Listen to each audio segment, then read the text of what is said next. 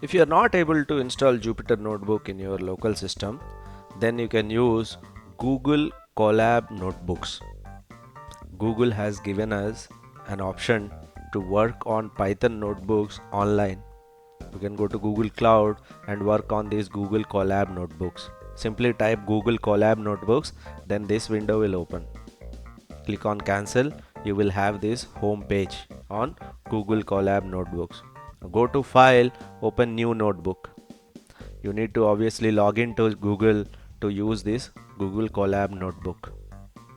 So all of you who could not install Jupyter Notebook or Anaconda in your system, you may want to do all the exercises in Google Colab Notebook.